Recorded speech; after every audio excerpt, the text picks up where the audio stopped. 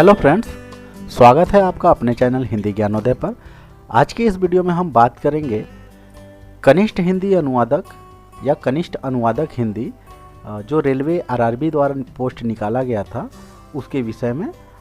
Railway recruitment board कनिष्ठ अनुवादक हिंदी के लिए विज्ञापन संख्या centralised employment notice CEN number 03/2019 के द्वारा ये फॉर्म निकाला गया था। फॉर्म भरने की तिथि थी 8/3/2019 से 16/4/2019 के बीच। इसमें आपने ये फॉर्म भरी होगी। ये परीक्षा काफ़ी डिले हुई है और बाद में रेलवे रिक्रूटमेंट बोर्ड ने इसे कराने का निर्णय लिया। अगर इसके पदों की बात करें तो संख्या और वेतन क्या होगी, तो इसमें देखिए अहमदाबाद से 2, अजमेर से 11, उत्तराखंड से 1, बेंगलोर से 15, भुवनेश्वर से 13, बिलासपुर से 8, चंडीगढ़ से 12, चेन्नई से 9, गोरखपुर से 24, गुवाहाटी से 14, कलकत्ता से 38 और मुंबई से 51, पटना से 28 और सिकंदराबाद से 18 पोस्ट निकाले गए थे, जो कि केवल जूनियर अनुवादक यानी कनिष्ठ अनुवादक हिंदी के लिए पद थे।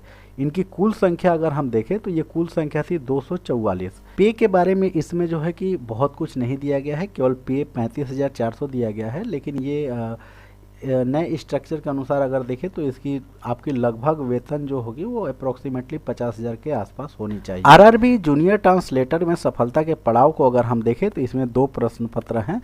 पहला प्रश्न पत्र है वस्तुनिष्ठ प्रश्न होंगे इसमें, जिसके 2 पार्ट होंगे। यानी पहले पार्ट में जो है आपको प्रोफेशनल नॉलेज से रिलेटेड आपको जो है कि प्रश्न पूछे जाएंगे, जिसमें कि हिंदी और इंग्लिश पर आधारित प्रश्न होंगे। और उसके दूसरे पार्ट में जीके, सिंपल अर्थमेटिक, रीजनिंग और कंप्यूटर पे आधारित कुछ प्रश्न आपसे पूछे जाएंगे। यानी कि पहले पेपर में आपके 2 पार्ट होंगे और ये दोनों में आपको प्रोफेशनल और जनरल अवेयरनेस से रिलेटेड प्रश्न होंगे। प्रश्न पत्र की दूसरे प्रश्न पत्र की हम बात करें तो ये भी इसमें आपको अनुवाद पर आधारित प्रश्न पूछे जाएंगे और ये आपको अनुवाद कराया जाएगा। उसकी एक आपकी टेस्ट ली जाएगी जिसको आपको क्वालिफाई करना अनिवार्य होगा। हिंदी के पद के लिए जो ये आपको रेलवे द्वारा जो परीक्षा ली जाएगी उसमें अगर हम देखें तो हिंदी एवं अंग्रेजी से 50 अंक के लिए प्रश्न पूछे जाएंगे। यानी कि आप ध्यान देंगे कि ये पूरा प्रश्न पत्र जो है वो 100 नंबर का होगा, लेकिन उसमें 50 नंबर केवल हिंदी एवं अंग्रेजी भाषा पे आधारित होंगे, जिस तरह से आपको एसएससी में प्रश्न पूछे जाते हैं। अब अगर हम दूसरे पार्ट को देखें तो तार्किक योग्यता रीजनिंग जो है उसमें 10 से 15 प्रश्न 10 से 15 नंबर के लिए पूछे जाएंगे। सामान्य गणित यानी कि अर्थमेटिक्स पे आधारित जो प्रश्न होंगे आपको 10 से 15 इससे आएंगे। सामान्य ज्ञान से आधारित जो है 10 से 15 होंगे और बेसिक कंप्यूटर पे आधारित कुछ प्रश्न होंगे। तो संभावित है कि ये भी 10 से 15 अंकों के लिए पूछे जा सकते हैं। यानी ये कुल टोटल ऊपर के पहले हिंदी अंग्रेजी से 50 नंबर और नीचे के इन चारों से मिलाकर के 50 नंबर होंगे, जिसमें 10 से 15 किसी में कम किसी में ज़्यादा करके प्रश्न पूछे जाएंगे। समय सीमा की बात करें तो 45 90 मिनट का समय आपके पास होगा और 90 मिनट में आपको 100 प्रश्न करने हैं। आंसर करते समय ये बिल्कुल ध्यान में आप रखेंगे कि इसके लिए नेगेटिव मार्किंग आपकी होगी, जो कि 1/3 आपका नेगेटिव मार्क काट लिया जाएगा अगर आप किसी गलत उत्तर को करते हैं तो। प्रश्न पत्र पे अगर विस्तृत रूप में बात करें तो अंग्रेजी हिंदी के लिए प्रश्न पत्र में क्या क्या हमें पढ़ना है, तो सामान्य अंग्रेजी से हमें पढ़ना है comprehension passage, English grammar, sentence completion, one word substitution और स्पेलिंग एरर। तो ये आपके अंग्रेजी के बेसिक जो है कि कुछ सेगमेंट दिए गए हैं। और हिंदी में अगर हम देखें तो अनुच्छेद पे आधारित प्रश्नोत्तर, अनुच्छेद पे आधारित प्रश्नोत्तर अर्थात यहाँ पे राजभाषा अनुच्छेद से इसका तात्पर्य नहीं है। पैराग्राफ जिस तरह से अंग्रेजी में दिए जाते हैं उनको पढ़ के उसके ऊपर क्वेश्चन बनाना है, उसी तरह से हिंदी में भी कुछ गद्यांश दिए जाएंगे, उनको पढ़ के आपको उसके ऊपर प्रश्न बनेगा, जिसे अनुच्छेद के रूप में यहाँ कहा गया है। वाक्य क्रम व्यवस्थापन, शुद्ध वाक्य की पहचान करना, रिक्त स्थानों के लिए उचित शब्द का चयन करना और समानार्थक शब्द, अनेक शब्दों के लिए एक शब्द, अनेकार्थिक शब्द, विलोम शब्द, उपसर्ग प्रत्यय, मुहावरे एवं लोकोक्तियाँ।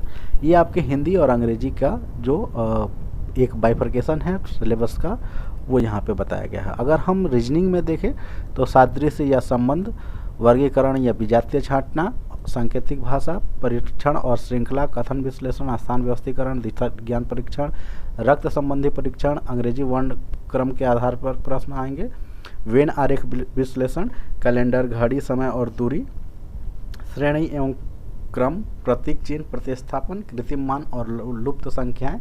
और आभाषिक में अगर हम देखें तो श्रृंखला, सादृश्य या संबंध, विजातीय का चयन करना और आरेखों पर आधारित प्रश्न आपसे पूछे जाएंगे।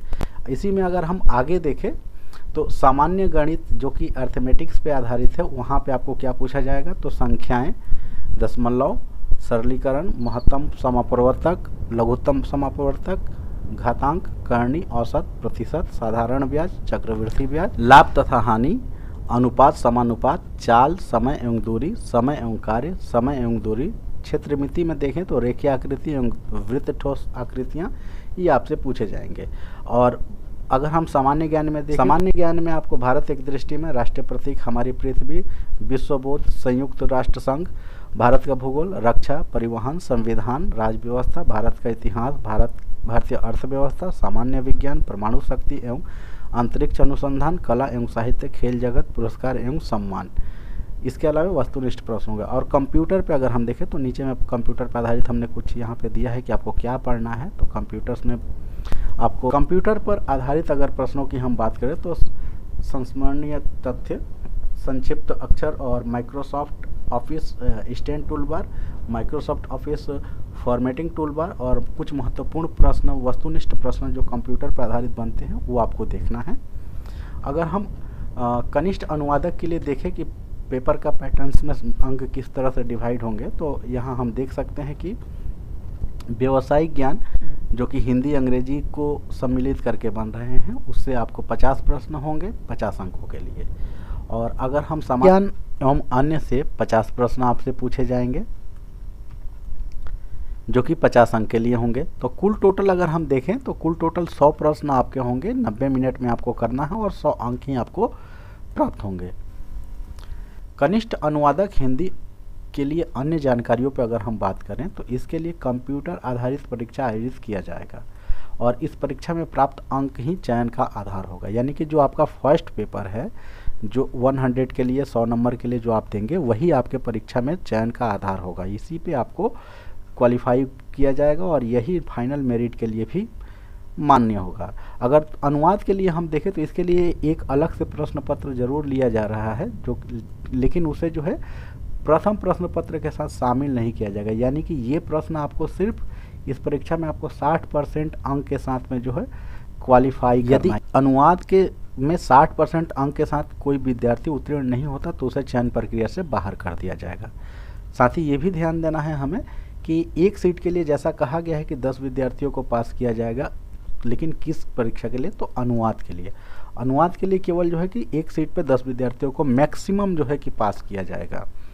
तो हमें ये ध्यान रखना है कि पहले प्रश्न पत्र में हम जितना अच्छा मार्क्स उठाएंगे उतना ही ज़्यादा हमारे लिए जो है कि एक चांसेस बनेगी कि हम पास हो सकते हैं। तो प्रथम प्रश्न पत्र में हिंदी से अगर हम देखें कि प्रथम प्रश्न पत्र में किस तरह का ये होगा, तो वहाँ पे ये भी कहा गया है कि प्रथम प्रश्न पत्र में आपका जो अंक का डिवाइडेशन होगा, यानी कि प्रोफेशनल नॉलेज वाले में, तो हिंदी से आपको 30% प्रश्न जो है कि हिंदी से पूछे जाएंगे और अंग्रेजी से 20% प्रश्न पूछे जाएंगे। उसी प्रकार बाकी के जो 50 प्रश्न होंगे जो कि सामान्य ज्ञान ये से, तो उसके विषय में हमने पहले ही इस वीडियो में बता दिया है कि किस तरह से प्रश्न बनेंगे। लगभग 10 से 15 करके जो है कि हर एक सेक्टर से बन सकते हैं, पीछे में चर्चा की है। तो फ्रेंड्स आज के वीडियो में इतना ही। उम्मीद है हमारी वीडियो आपको पसंद आई होगा। अगर हमारी वीडियो पसंद आई है तो प्लीज़ हमें लाइक करें, कमेंट करें और हमारे चैनल को भी सब्सक्राइब करें।